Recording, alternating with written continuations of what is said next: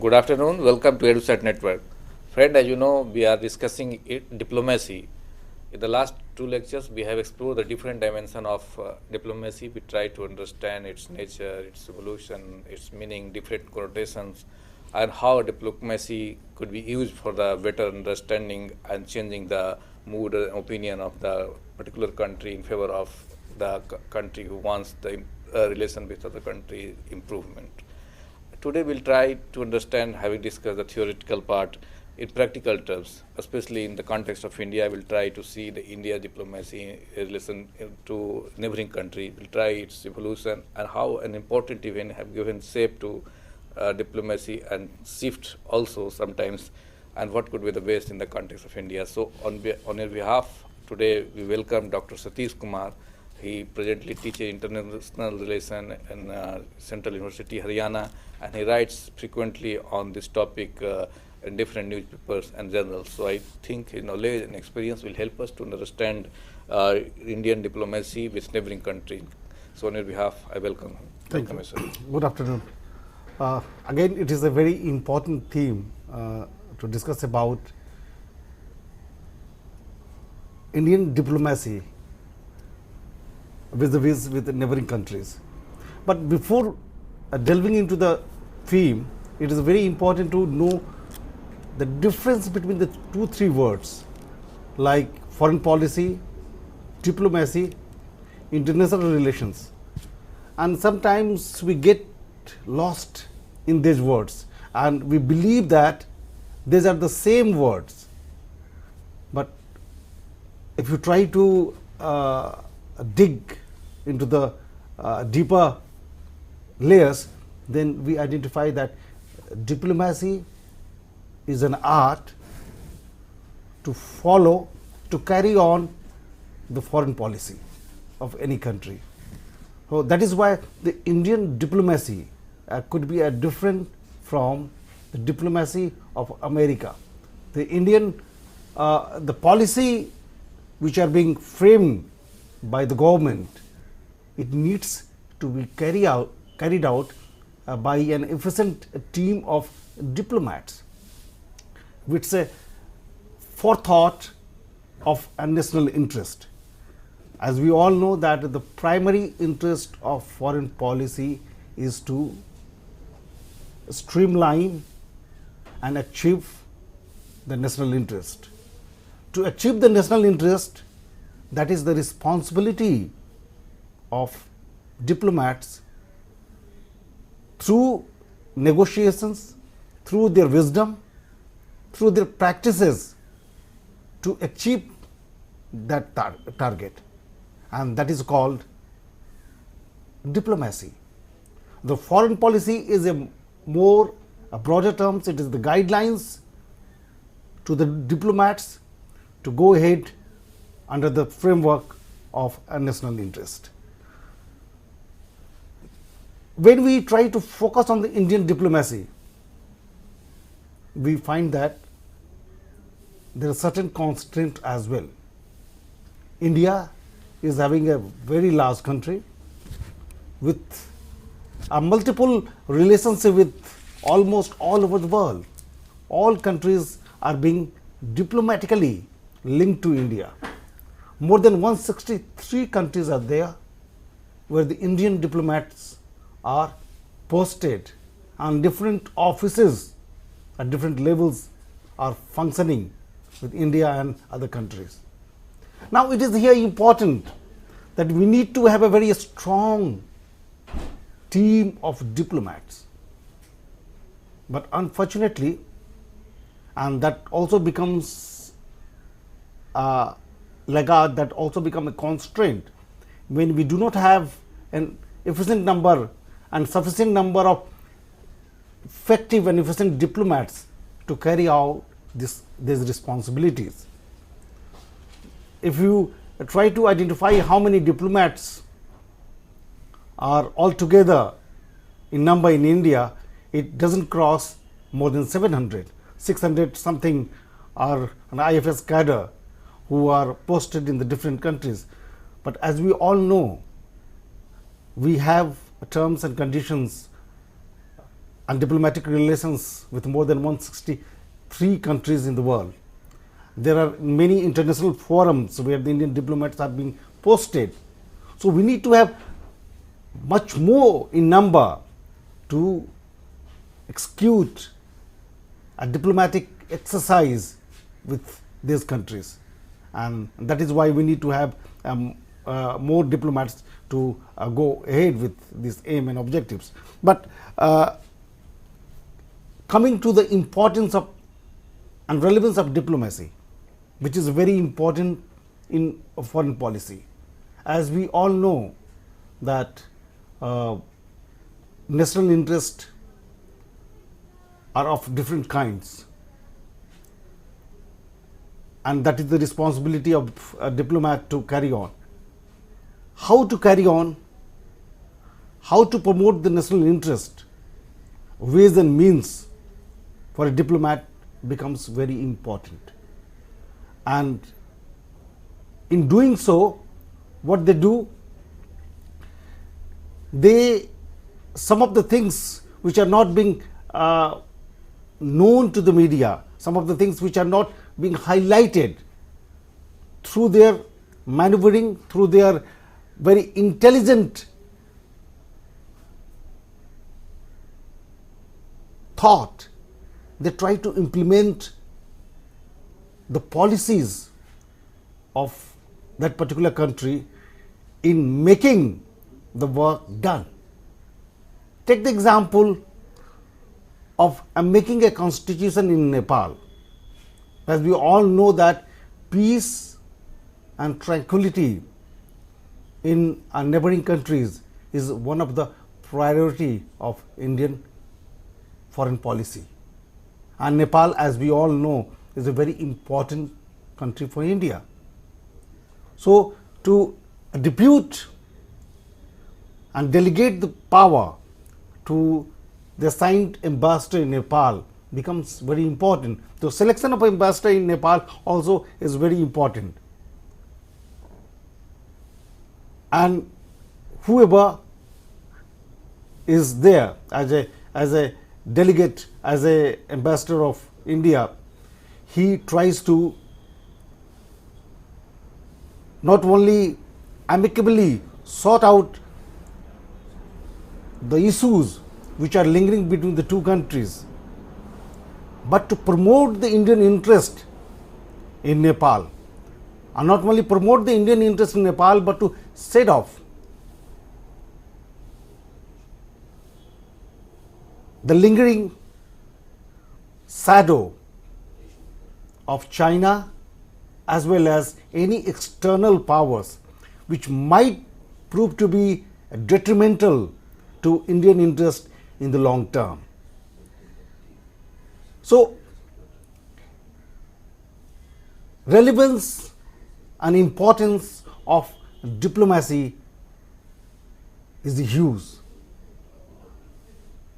The more we read about the theoretical understanding of diplomacy, you will come out with the different case studies.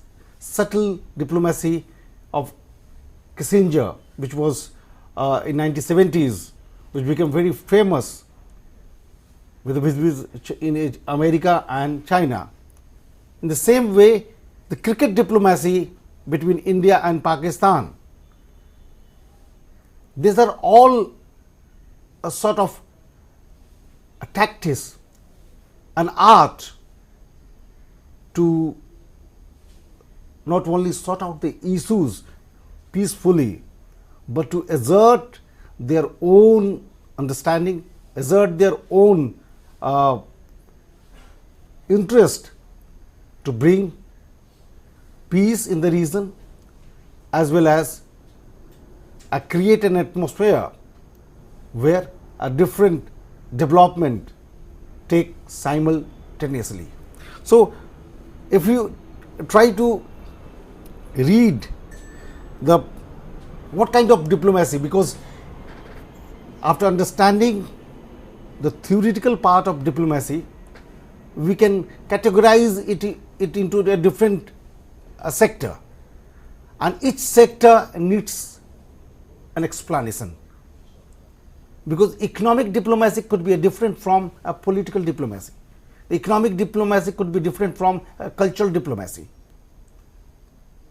So, the types of diplomacy which we need to understand, that will make you a thought process of understanding of foreign policy as well as international relations much clearer, much in better and effective way.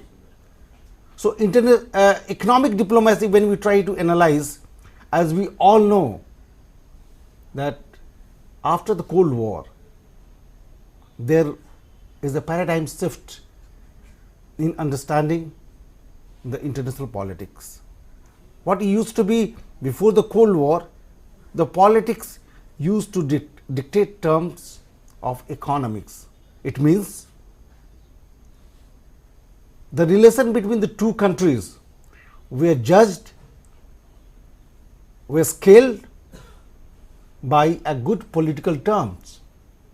As we all know that the world was divided into two polar, it was a bipolar world, and the world was digitally divided into two parts, two different parts. One was led by America, another was led by erstwhile Soviet Union. So, between these two different groups, the countries used to carry out trade and economic activities within the framework of a good, friendly political relations. So, it was very restricted economic activities between the two countries or more than two countries. But Cold War, end of the Cold War, shifted this paradigm, and now economic started dictating terms of politics. There are so many case studies which we can verify this change. It means despite the political turmoil between the two countries, despite the political problems between the two countries, two countries are willing to carry on their economic relations. And it might be possible in the due course, this accelerated economic trade between the two countries create a friendly atmosphere in which they can sit together and try to solve their knotty problems. And it happens in many parts of the world. America still believes China is a rival, China is enemy, China is competitor,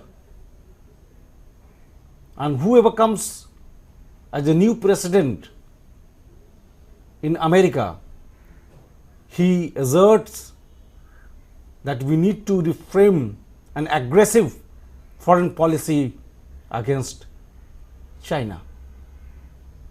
But in the real terms, the change of mind and change of leadership does not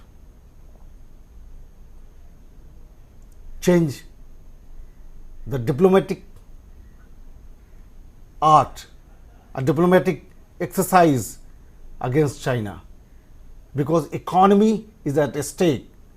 Lakhs of the Americans are surviving because of the good economic terms with China. Same thing is happening between India and China. As we all know that we have a different kind of political issues. The boundary dispute is not being sorted out with China. There is a problem in Arunachal Pradesh. There is a problem in Indian Ocean, and Chinese intervention in the different Indian neighbors also create a bad taste. But despite these problems, our economic growth is going up and up. China is perhaps the second largest economic partner or trade partner of India. And because of this accelerated growth between India and China, there are many companies, there are many people who are getting benefit of this trade.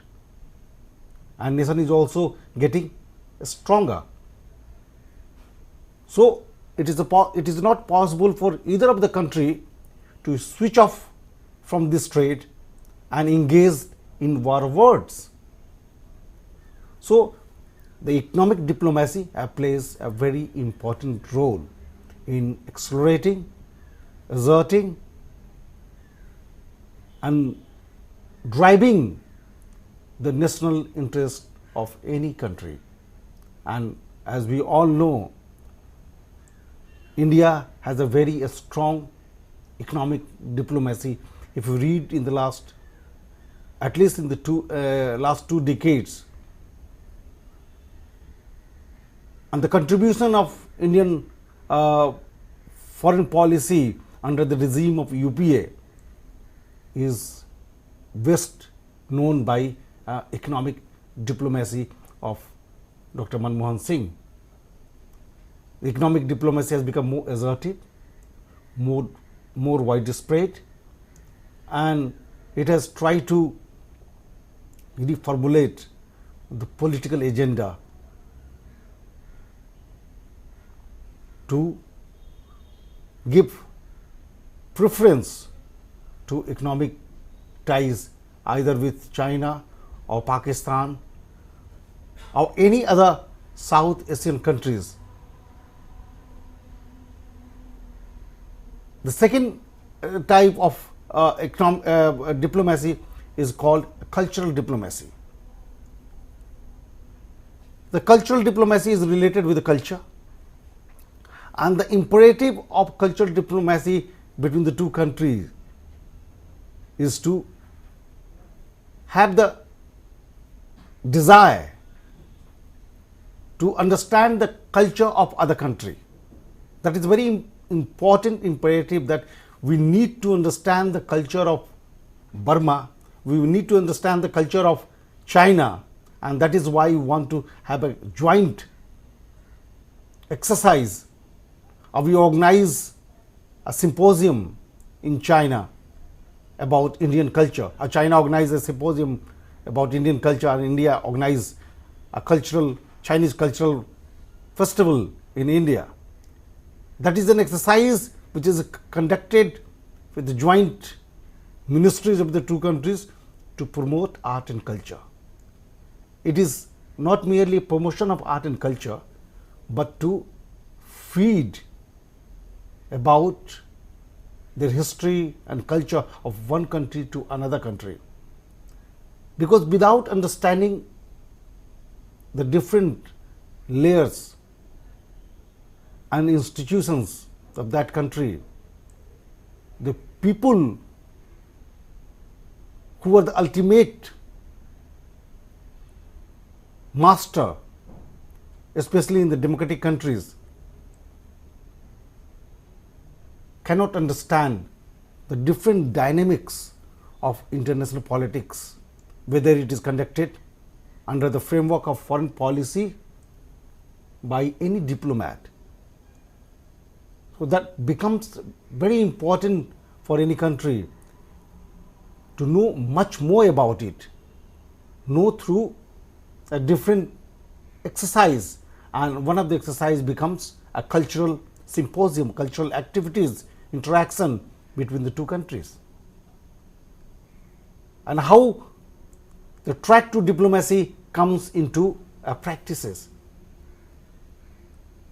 As we all know, what is a track to diplomacy? Track to diplomacy is a track second alternative to the responsibility and official negotiations which are being conducted by the foreign minister, foreign secretaries, other officials. It is an exercise which is conducted by non-officials, like a renowned singer, a renowned cricket player, a renowned Hindi film stars. They go to any particular country,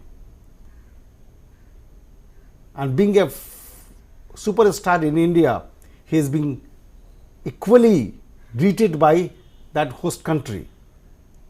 And when he goes there, thousands of people throng to see him or her, and that bonds the relation between the two countries. If you take the example of Lahore bus trip,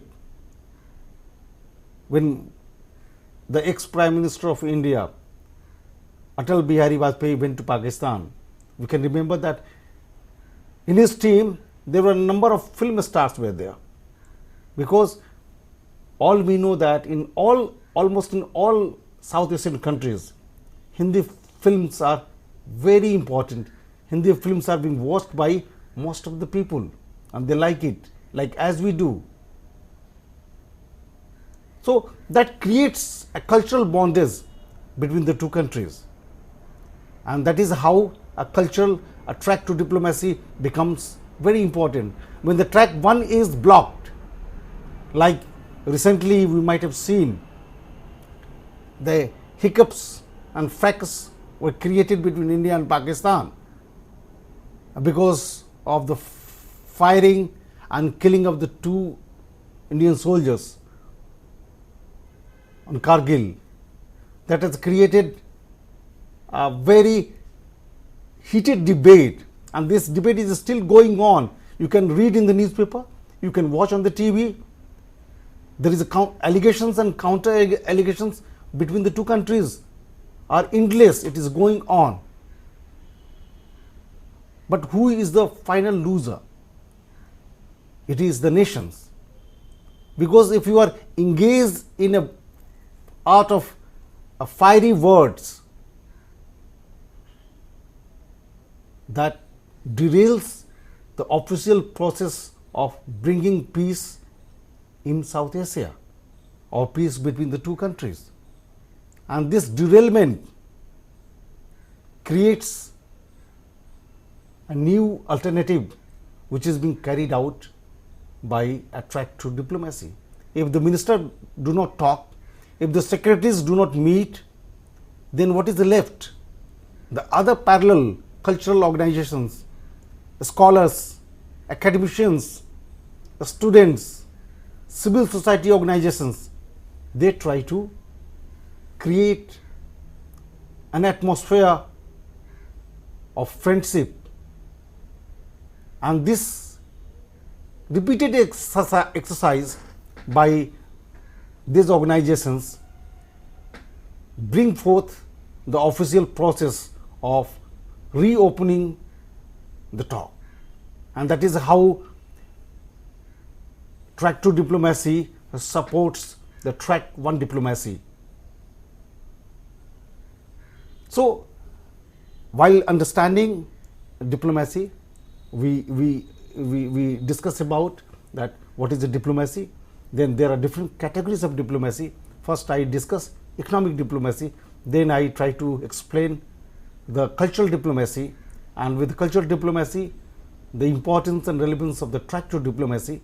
There is another very important part of diplomacy which is very effective on the side of multi-forum activities, multi-forum platform. There are different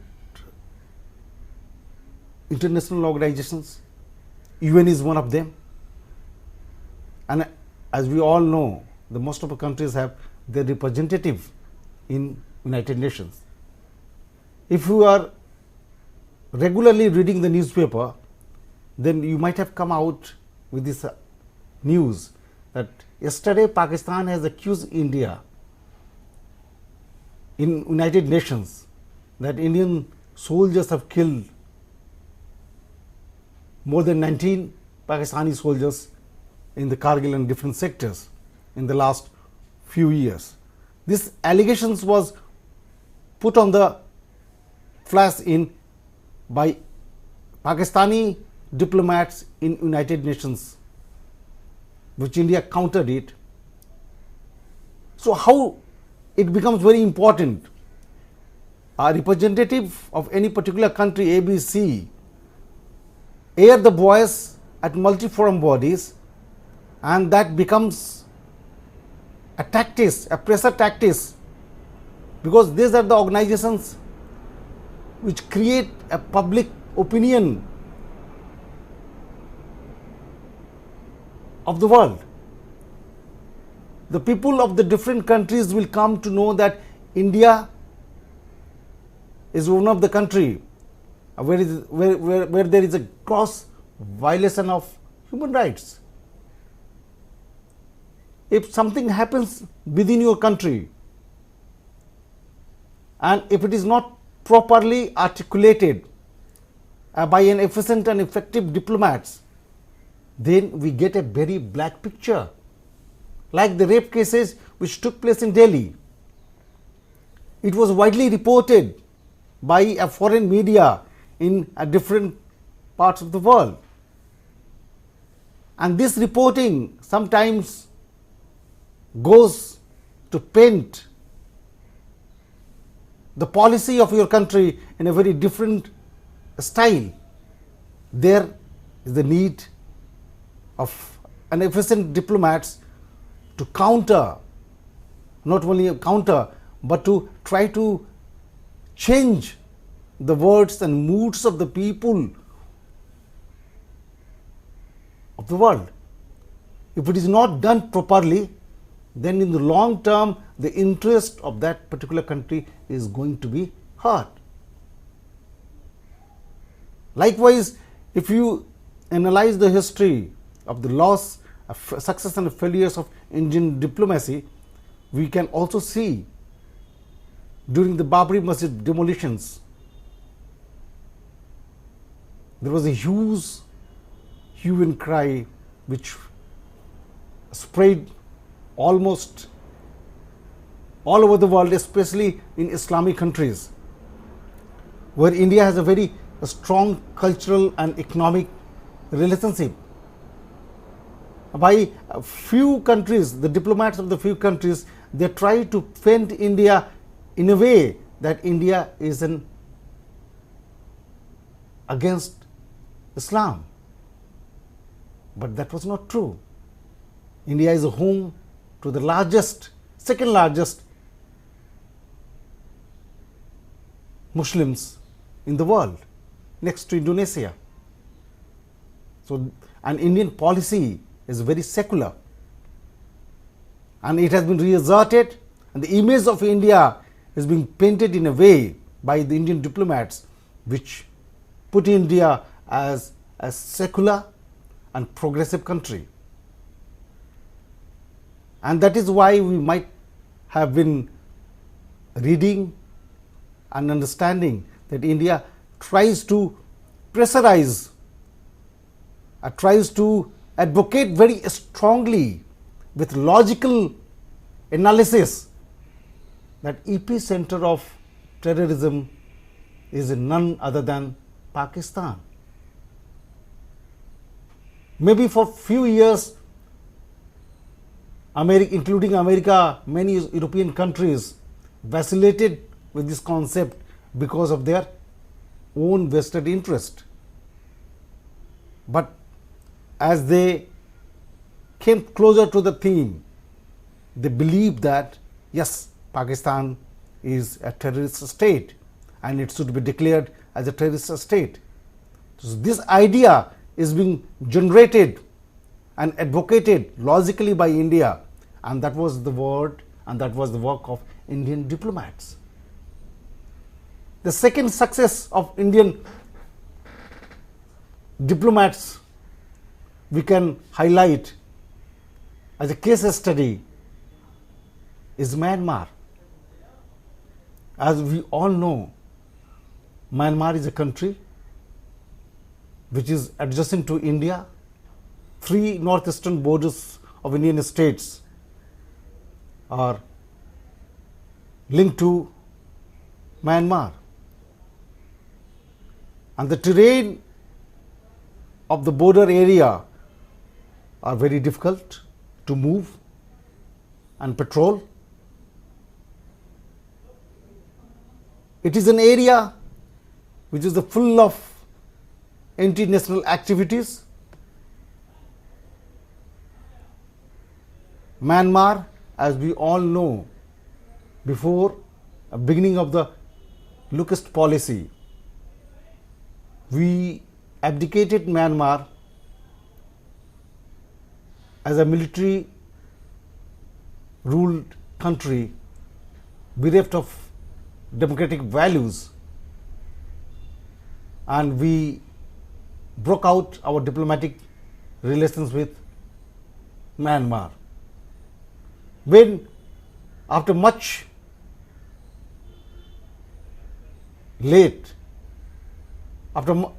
much delegations and deliberations on this issue, when we realized that the mistake is being committed by Indian policymakers by merely rejecting or ignoring Myanmar, had a huge not only economic but a strategic loss. India got back to its work and mended its terms with Myanmar. But that is a history. But in the last 3-4 years, the Indian diplomats have done a magic in Myanmar. Not only creating a new avenues for India, but overall changing the contours of Myanmar multifaceted relations with Myanmar and the world, especially with Myanmar and United States of America. For the last 3 decades, America has put economic blockade against Myanmar. The military ruled Myanmar junta, which is called in the regional term junta, had put the most known famous leader of Myanmar, Aung San Suu Kyi, under house arrest. As we all know that the Indian policy is always to promote democratic sentiments and democracy in not only in neighboring countries but all over the world. But having seen this, India realized that we cannot receive the loss because of the military rule in Myanmar. So India established diplomatic ties, but at the same time continued to promote democracy in Myanmar. And when India watched that the prosperity in Myanmar cannot be possible unless the economic blockade which is being imposed by America and European countries continues. So what it did, it tried to play the role of a mediator. And playing the role of mediator, it also convinced the junta leaders, the military dictators, we can bring America to a negotiating table, but you have to concede at the certain demands of conducting free and fair elections in Myanmar. After much of the efforts, junta leaders, military dictators, they agreed to the terms of India, and Indian foreign minister, Indian foreign secretaries quite a number of times visited Myanmar, and that resulted in bringing the foreign minister of America, Hillary Clinton, to Myanmar, and later on the president of America to Myanmar. And now the blockade which were in place for the last more than 2 decades were lifted. The economic blockade were almost removed with the certain conditions that democracy is going to be placed in Myanmar. So that was a victory for Indian diplomats. So while analyzing the different parameters of Indian and success and failures of Indian diplomacy, we can say that India has been playing a very important role in terms of economic, political and cultural diplomacy in many parts of the world, especially in its neighboring countries. There is another type of diplomacy which is called coercive diplomacy. Coercive diplomacy. What does it mean? It means that a country threatens to another country, if certain thing is not done, we are going to use the military power. It is a tactics of force, intelligently used. In fact, a country does not resort to war. It creates an atmosphere that we can have war. And once war is being declared, the loss would be magnified. And it will be responsible for you. So it goes in a very calculative and calibrated, well-designed thought to pin down the opponent to its knees.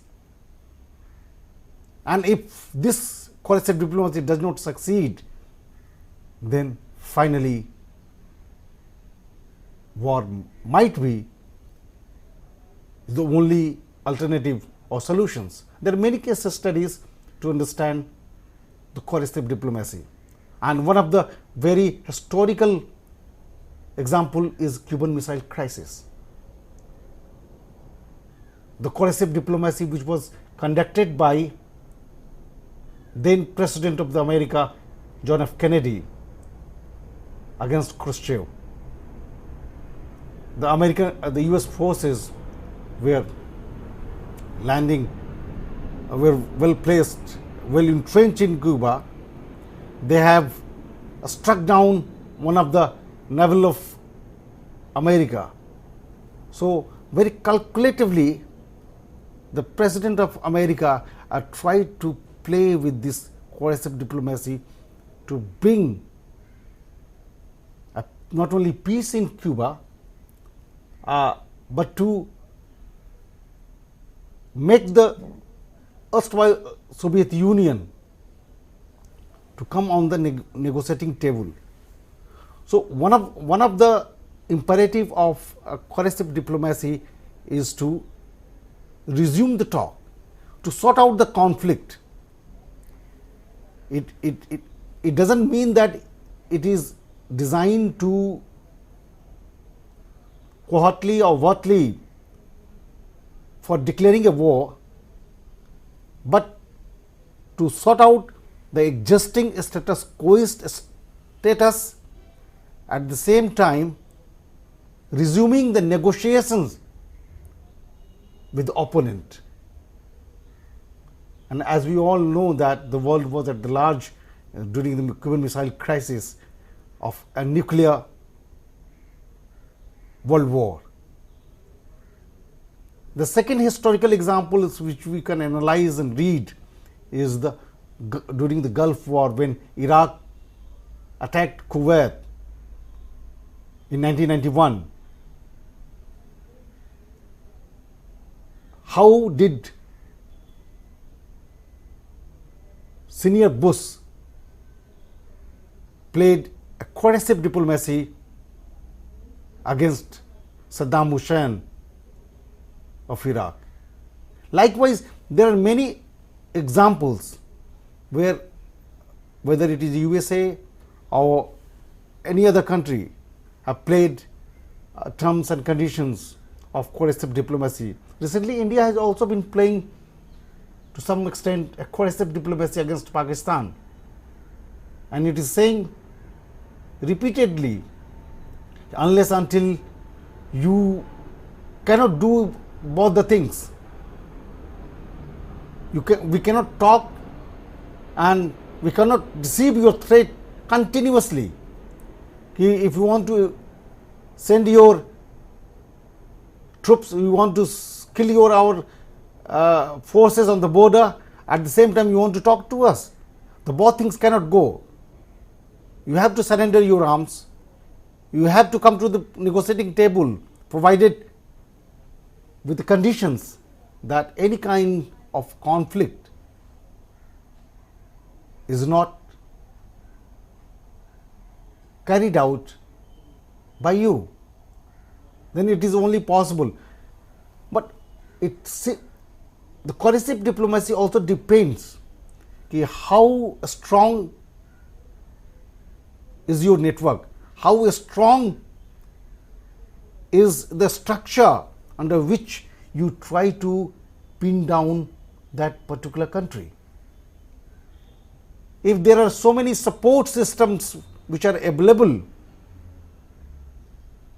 with your opponent, then it might be possible that your coercive diplomacy will not succeed to the expectations which you perceive. And that is what happening in Pakistan. If you try to relate, that is also to certain extent we believe, and it has been widely reported in media, that sentence of David Headley to 35 years imprisonment is a failure of Indian diplomacy. David Headley, the man who was solely responsible for designing the Mumbai attack in 2008 or 9. After much diplomatic pressure from India, India wanted to bring Headley to Indian courts, and the sentence should be delivered by the Indian courts. But America did not agree to the terms and conditions of India because of many reasons, and one of the reasons which was being said by America, that he is very helpful in providing informations about Al-Qaeda. So here the agenda against terrorism becomes a different what US perceives and how do we perceive. The perceptions against the terrorism differs from America to India. It might be possible that America has been saying that India is one of our allies in fighting against the terrorism. But India has been saying that Pakistan is the epicenter of terrorism. There are different Islamic organizations which have been operating in Pakistan. Their target, immediate target, is India. But for America, Al-Qaeda, which is a little far away from India, and if you read its agenda, the agenda of Al-Qaeda, it might be possible India is not the primary target of Al-Qaeda, but it is America. So because of the different symmetries, because of the different structure of terrorism, the perceptions differs from one to another country, and where the diplomacy becomes very important. How do we carry out, how do we propagate, how do we create a wave in the world, in the different multi-forum organizations where our interest is being heard, where you try to intellectually defeat your opponent and try to prove that it is not Indian fault, but it is a fault of Pakistan, or it is a fault of other countries who try to malign the image of India. So that is a tactic, that is a strategy, that is the wisdom of a diplomat which wins in the favor of our country. So there are different layers, there are different stories, there are different connotations in which we can judge the success and failures of our diplomacy. So with the time, the paradigm of diplomacy is being shifted from core issues to many other issues which affect the human being, and emerging issues like energy diplomacy becomes very important. As we all know that India is one of the energy crunch country, and not only India but China and most of the developed countries are also trying to look for a new ways and means of energy. The locations of energy are limited, like the Gulf countries or Central Asian countries, where there is still a great stock of oil reserve are found. And how do they do? China is trying to link its roadways, railways, shipment to that particular countries.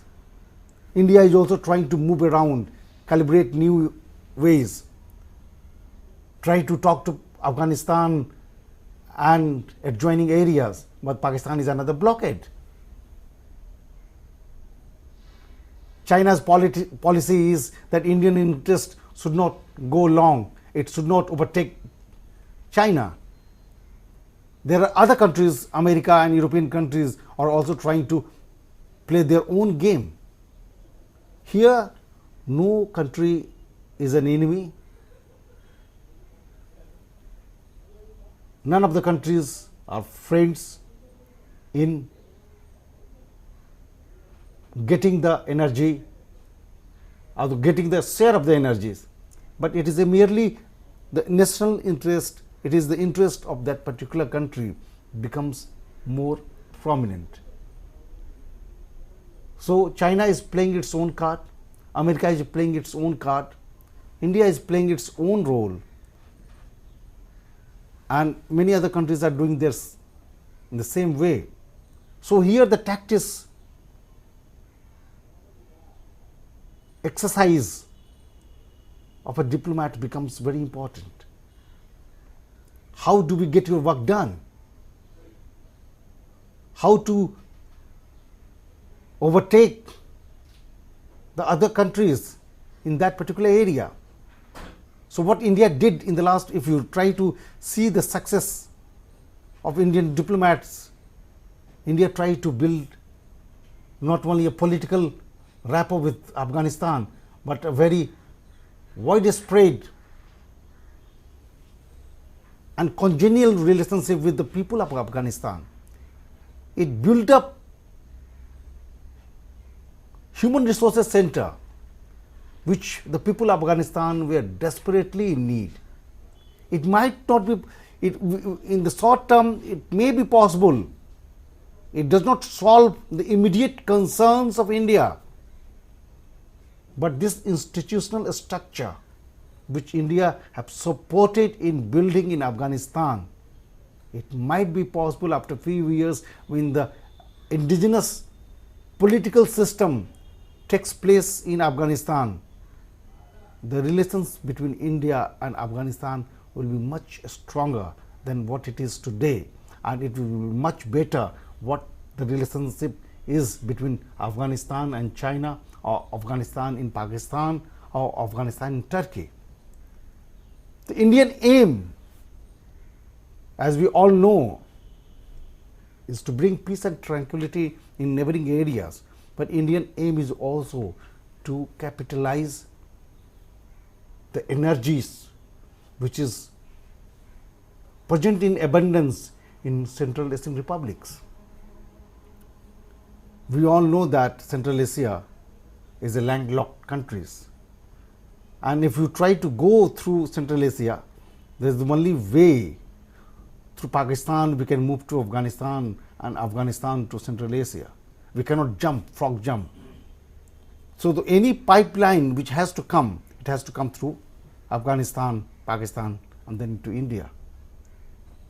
If the other way, side chain, the certain area which was taken over in division of the Pakistan, between India and Pakistan, is and ceded to China by Pakistan, is another alternative. So that is the calibration in which way we want to and how do we want to achieve, which is the most effective and efficient way of getting our share achieved. Likewise, there are many emerging issues like environmental. The environment problems, here it is very important to understand. It might be possible while reading a book or reading an article, it might be possible that India and China are loggerheads on the crisis of energy, but they are supporting each other on the issues of environment.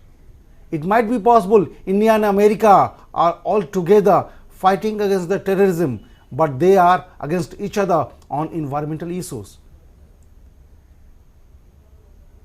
There are many factors which divide the state of the two countries, and that is how diplomacy becomes very important.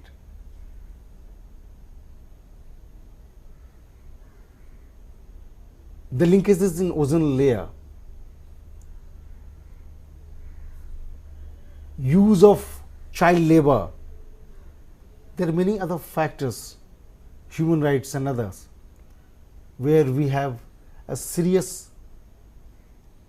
concern and serious disagreement with European as well as with America.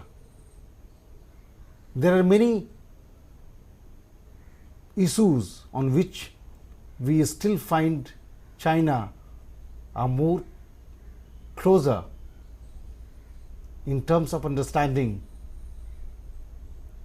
of the challenges and issues for third world countries or developing countries.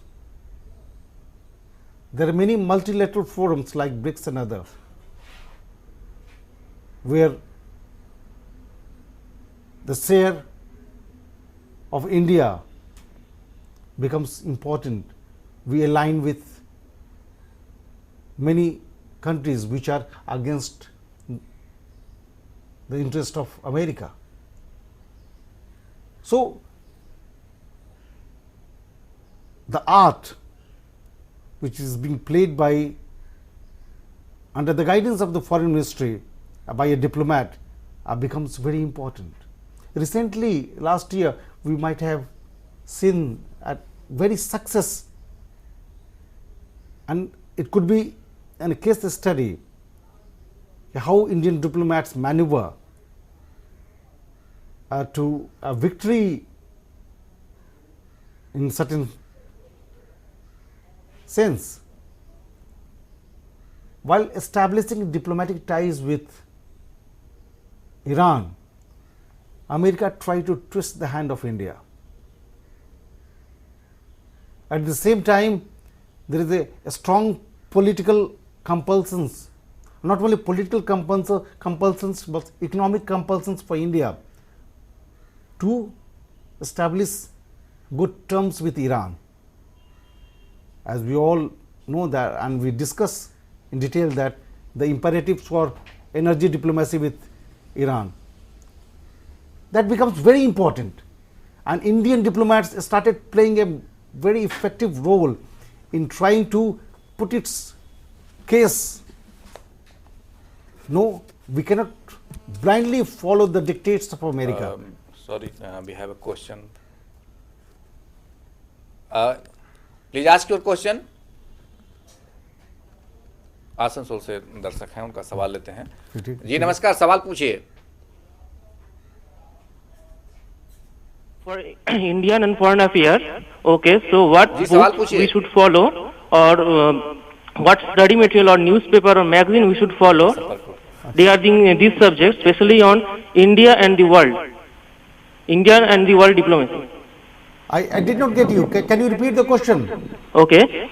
So in civil service examination of UPSC, there is a subject on India and foreign affairs and its diplomacy with the world. Okay. It is in the second paper of GS and also in political science optional subject.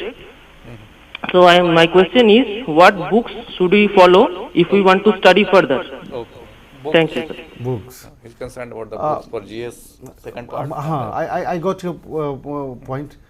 The most important part, if you want to do good in your exams,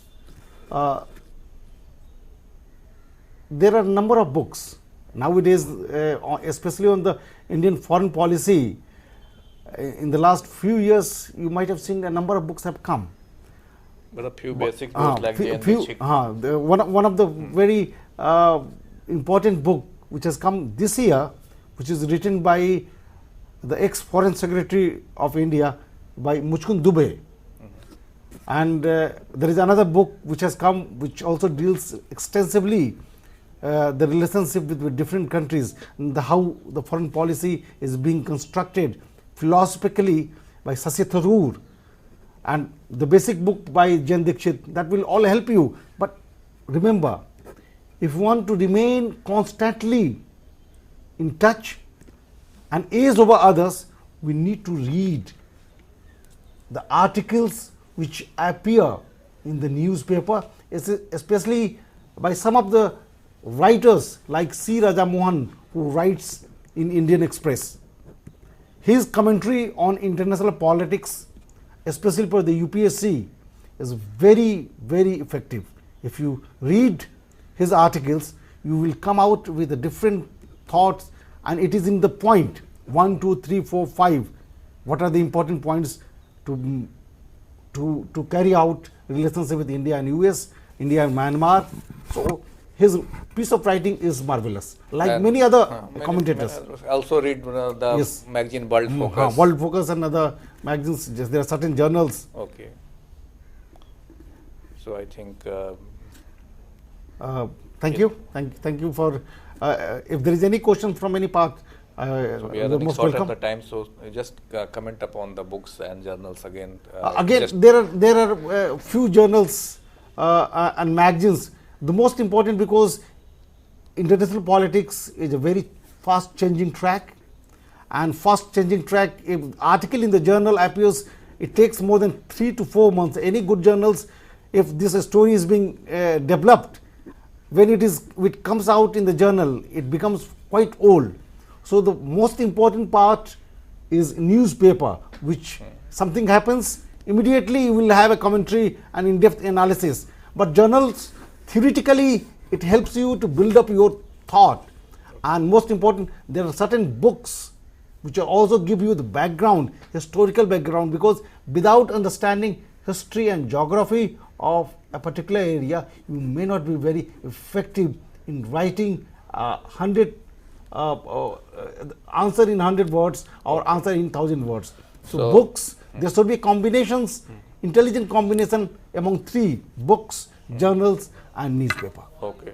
So, well friends, this was about the diplomacy and the relation with neighboring countries. And before we conclude the lecture, I tell you that all lectures on Indian diplomacy may be available on the YouTube. You just go and type CEC EduSet, you will find these lectures, and you can listen and develop your perspective on the Indian diplomacy and the Indian relations. So I hope this lecture will give you insight and perspective, so that will help you to form your own opinion, and that should reflect in the writing, which will get you good marks in the UPSC exam or any other marks. So with this, we conclude the lecture. I thank all of you for watching the lecture, and on your behalf, I thank Dr. Satish Kumar for giving such a wonderful and insightful lecture on Indian diplomacy and relation with neighboring countries. Thank you very much.